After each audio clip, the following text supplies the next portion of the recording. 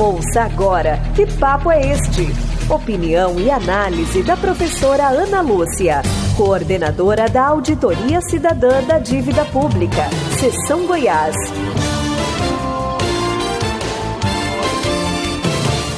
Em 11 de setembro de 2025, o Brasil ajustou contas com seu passado, presente e futuro, disse a ministra Carmen Lúcia, do Supremo Tribunal Federal, que ao votar pela condenação dos réus que eles julgavam, formou maioria para serem condenados. Os réus foram condenados por 5 crimes: tentativa de golpe de Estado, tentativa de abolição violenta do Estado Democrático de Direito, organização criminosa armada, dano qualificado e deterioração do patrimônio tombado. Os réus foram condenados por 4-1, com o voto de 13 horas do ministro Fux, que solicitou a anulação do processo, envio para a primeira instância, questionando a competência do Supremo e da primeira turma para julgar os réus. O voto foi um choque para todo mundo. O dissenso é normal numa democracia, mas as razões levantadas pelo ministro Fux eram uma contradição dele com ele. Ele participou do julgamento e condenação de 400 malucos. Assim, Bolsonaro definiu os participantes de 8 de janeiro. Da forma proposta pela PGR e pelo relator Alexandre de Moraes. E quando foi julgar a quadrilha organizadora e mandantes, veio com a história que o Supremo Tribunal não tinha competência. Eles nos deram uma explicação da mudança do voto e ele acabou absolvendo todos. A história lhe cobrará. O ex-presidente Jair Bolsonaro foi condenado a uma pena de 27 anos e 3 meses de prisão, sendo 24 anos e 9 meses em prisão fechada. Além disso, foi definida uma multa de 248 salários mínimos.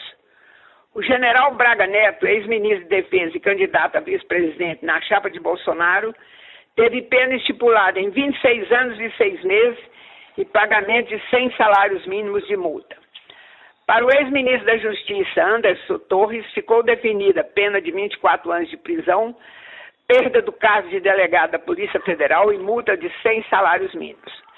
Já para o almirante Almir Garnier, ex-comandante da Marinha, teve pena fixada em 24 anos de prisão, multa também de 100 salários mínimos. O general Augusto Heleno, ex-ministro do Gabinete de Segurança Institucional, deve cumprir 21 anos de prisão, além de pagar 84 salários mínimos de multa. O general Paulo Sérgio, ex-ministro de Defesa, foi condenado a 19 anos de prisão e terá que pagar 84 salários mínimos de multa. Todos os réus podem ter os direitos políticos suspensos por 8 anos pela lei da ficha limpa após o trânsito em julgado. Além das penas, uma outra multa foi aplicada quando os réus por danos morais coletivos, em 30 milhões. Já para o tenente-coronel Mauro Cid, devido à sua colaboração premiada no processo, foi definida a pena prevista no acordo de 2 anos em regime aberto. Essas condenações são um fato histórico, pois o Brasil, desde a proclamação da República em 1889, sofreu 14 golpes ou tentativas de golpes, a maioria deles envolvendo militares. Sendo que o golpe de militar de 1964 durou 21 anos de uma feroz ditadura que matou, torturou homens, mulheres, crianças, desapareceu com assassinatos, obrigou milhares a se exilarem.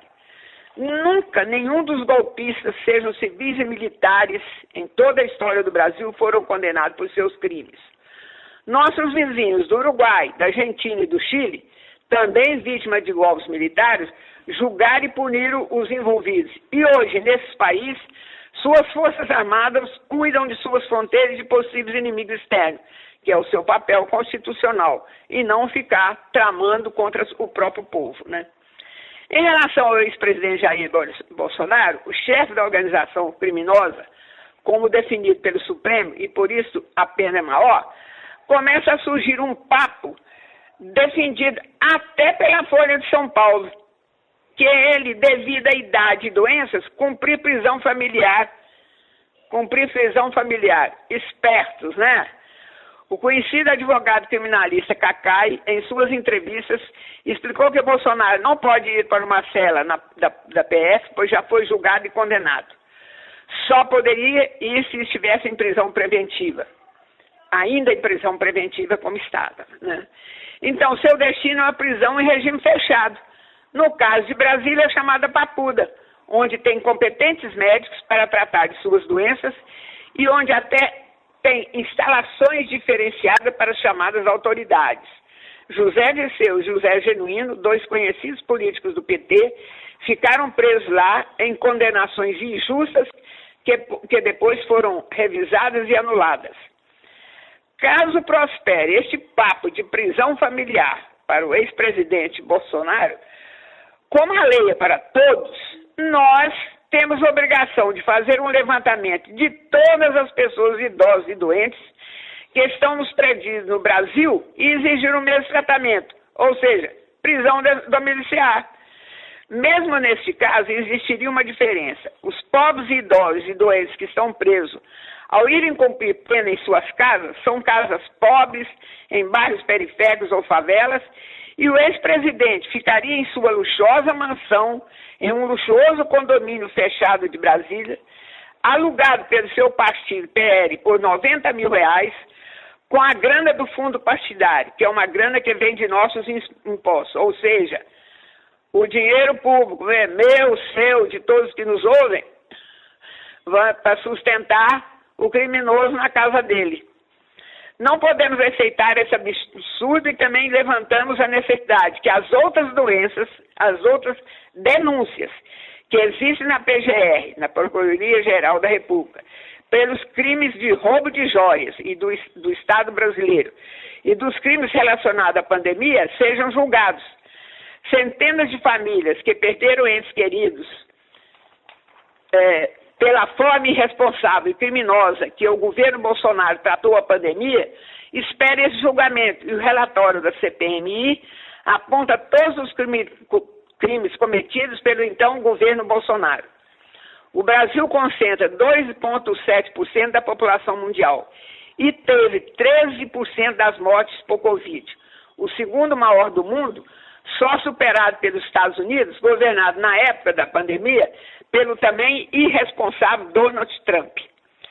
Papuda para os criminosos e julgamento dos crimes da pandemia e de roubo de joias. É o que queremos e a justiça deve fazer valer os direitos, de serem condenados pelos crimes que cometeram. Por fim, gostaria de lembrar que o 11 de setembro para os chilenos traz tristes memórias, pois em 11 de setembro de 1973, o Chile sofreu um golpe militar e Salvador Allende, seu presidente constitucional, morreu.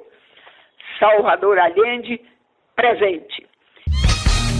Você ouviu a opinião e a análise da professora Ana Lúcia, coordenadora da Auditoria Cidadã da Dívida Pública, Seção Goiás. Que papo é este?